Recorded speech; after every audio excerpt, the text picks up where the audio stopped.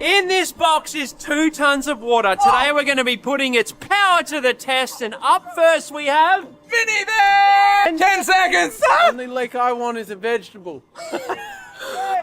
Big. Here it comes. Big. Oh yeah, come on! Yeah! Heck yeah! Good. That has been crushed. Oh.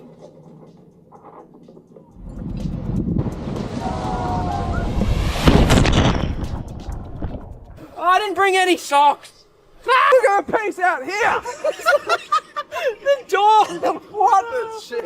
That's a 25-meter door, yeet. As you guys can see, the car had absolutely no chance. And the water only weighed 2,000 kilograms. That's 2 tons. And the reason why I say only 2,000 kilograms, which is still quite a lot, is because not many people know, but the average weight of a single cloud is 500,000 kilograms. One cloud. That's 250 times the weight of that container that they just dropped. Imagine the same people dropping 250 containers at the same time, and what that would do. That would probably cause some sort of explosion. Now imagine a single cloud was to crash on top of our heads right now in the cities that we live in, and what effect that would have after watching that video.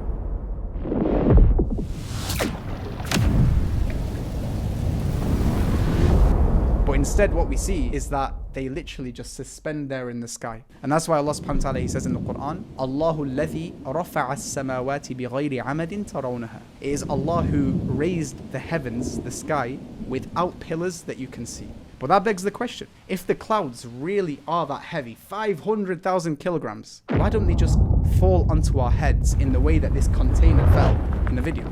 The answer to this question is a proof that the Qur'an must be divine, it must be from our Creator. So I need you to pay attention because I'm going to show you how. And to show you how, I need to first explain how the clouds form in the first place. You see, when the sun heats up the earth, the water on the surface of the earth starts to evaporate. And as this water vapor rises more and more, it starts to cool down and condense into these tiny little water droplets. And the wind then comes along and it gathers these water droplets into a clump and forms a cloud. But here's the thing, the droplets never join together. They don't physically join together. They stay close to each other, they stay fragmented, they stay separated, but they never join together. This is a very important point. So essentially a cloud is like millions of tiny water droplets which are separated. Now, as more and more water vapor rises and it gets pushed into the cloud, this water vapor condenses in these water droplets and it makes these water droplets heavier and heavier and bigger.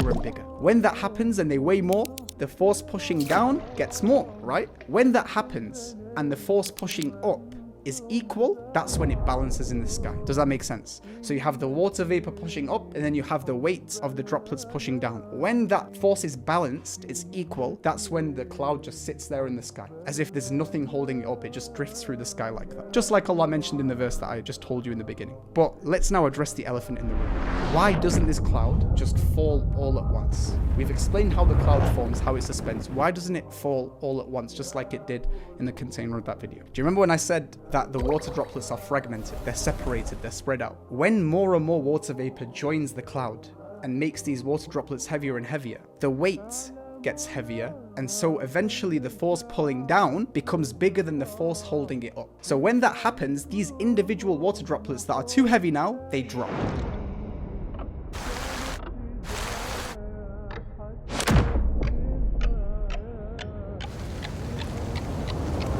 And they leave behind the ones which are still perfectly balanced. So these ones, they stay suspended, but the water droplets that are too heavy, they come down in perfect measure.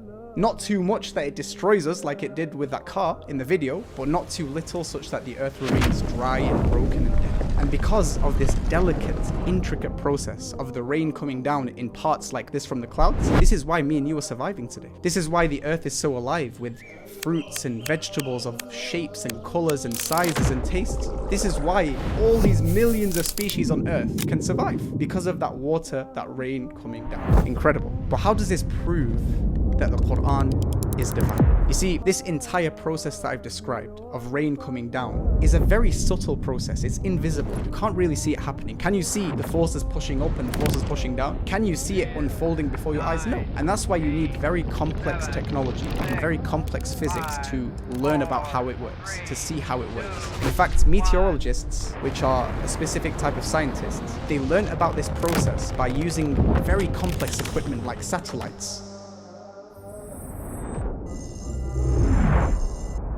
and something called Doppel radars and things like aircrafts as well. And they also use these microphysics labs to test certain things and figure out how it works. The reason why I tell you this is because none of these things that I've mentioned were present 1400 years ago, especially in the middle of a desert, especially when the Qur'an came down to the Prophet Muhammad ﷺ. But guess what? This entire process that requires all this complex technology was mentioned in the Qur'an 1400 years ago in just one single verse.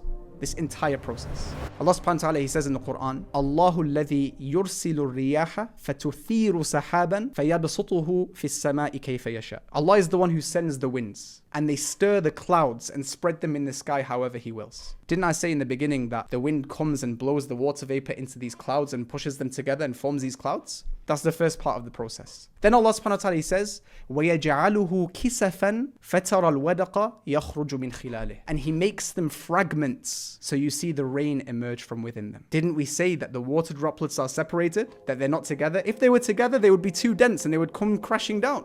But because they're fragmented, they come down in parts when the water droplets become too heavy. And Allah says here that He's made them fragments so you can see the rain come down.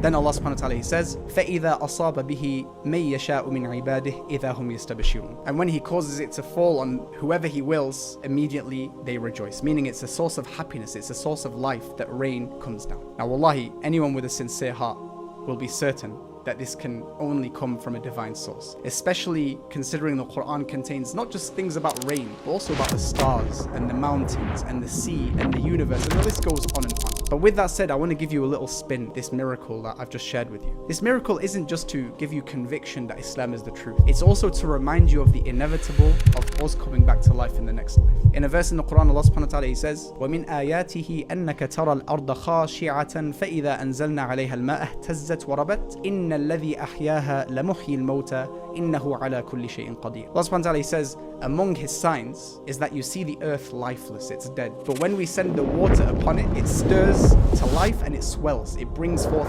fruits and plants and vegetables. Then Allah says, and just ask yourself, why does Allah mention this straight away? He says, surely the one who gave it life is able to bring the dead to life. And Allah is able to do all things. Look at how Allah talks about the water that comes down from the rains, bringing the earth to life, and likens it to us coming back to life as well. Because when we observe these signs around us, yes, it's amazing, the Quran is divine, this is a miracle, but we should also remember that just like the earth was literally dead and it came back to life, so too we are going to die and we're going to come back to life the same way that Allah brings this earth back to life. And on that day, there will be no more death. Either we will be in Jannah or either we'll be in Jahannam. And the only thing that leads us to where we're going to go is our deeds. And so when you see the rain come down, next time you look in the sky and look at the clouds, just think, subhanallah, what am I doing to prepare for that day when I meet Allah subhanahu wa ta'ala?